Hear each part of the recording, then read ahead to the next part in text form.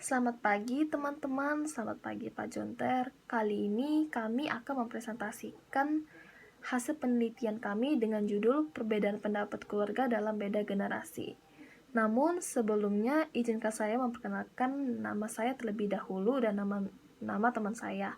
Nama saya Gabriela Bianca. Perkenalkan, nama saya Angga Gama Putra. Saya Diana Christine Lawrence.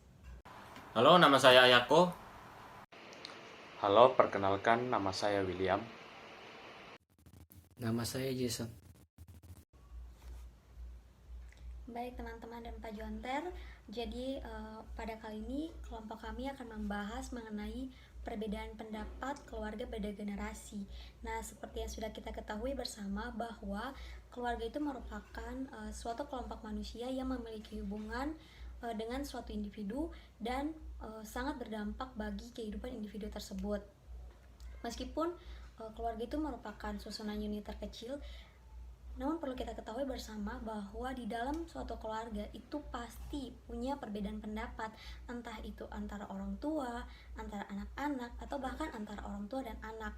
Nah, faktor yang menjadi pemicu adanya perbedaan-perbedaan pendapat itu yaitu salah satunya karena pemikiran antara orang tua dan anak yang berbeda-beda. Nah, hal ini disebabkan karena adanya perubahan zaman dan teknologi atau bisa dibilang perbedaan generasi. Baik, di sini saya akan menjelaskan tentang rumusan masalah yang ada pada penelitian kali ini. Jadi, di jurnal kali ini kami akan membahas tentang apa saja yang memicu perbedaan pendapat, terus yang kedua dampaknya seperti apa, kemudian yang ketiga cara mengatasi atau meredakan perbedaan pendapat dalam keluarga. Selanjutnya ada metode penelitian. Untuk mendapatkan hasil dari penelitian yang penulis lakukan, maka penulis melakukan pengambilan data melalui instrumen, yaitu survei dan juga sumber-sumber yang ada dalam jurnal penelitian, yang terambil dari kumpulan artikel dan jurnal-jurnal yang tersedia di internet. Terima kasih. Hasil penelitian. Data ini didapat oleh sebagian mahasiswa UPH dan di luar kampus UPH. Survei dilakukan dengan cara memberikan pretest. Yang pertama, seberapa sering Anda mengalami perselisihan dengan orang tua Anda? Yang kedua, jika terjadi perselisihan, berapa lama waktu yang Anda dan orang tua Anda butuhkan untuk kembali normal? Yang ketiga, menurut Anda, kira-kira apa yang biasanya memicu terjadi perbedaan pendapat antara Anda dan orang tua? Yang keempat, bagaimana perasaan Anda saat terjadi perbedaan pendapat dengan orang tua? Dan yang terakhir, pertanyaan kelima, bagaimana cara Anda mengatasi perbedaan pendapat yang terjadi antara Anda dan orang tua Anda? Berikut adalah hasil yang kami peroleh dari survei. Untuk pertanyaan yang pertama, 35,3% dari responden menjawab jarang. Sama seperti yang menjawab jarang, 35,3% dari responden menjawab sering, dan 29,4% menjawab sangat jarang. Tidak ada dari responden yang menjawab sangat sering. Oke, selanjutnya untuk pertanyaan kedua, jika terjadi perselisihan, berapa lama waktu yang Anda dan orang tua Anda butuhkan untuk kembali normal?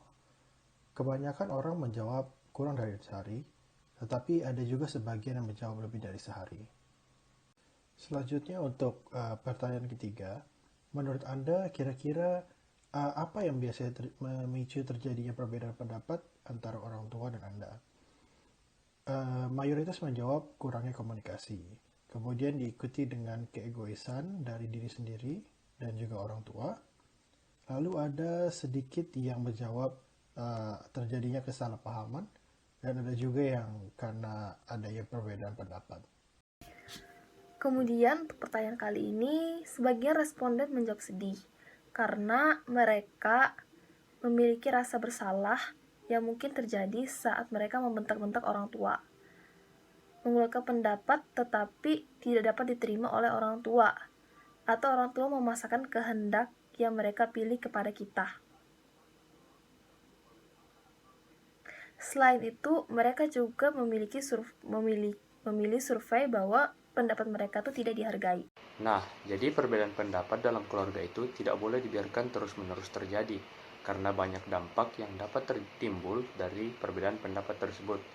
Oleh karena itu, solusi yang dapat kami berikan untuk meredakan terjadinya perbedaan pendapat yaitu berpikir secara luas dan komunikasikan dengan orang tua secara baik-baik.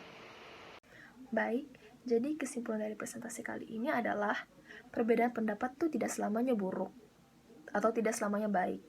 Dan perbedaan pendapat juga tidak dapat dihilangkan dari kehidupan sehari-hari kita, khususnya perbedaan pendapat dalam keluarga.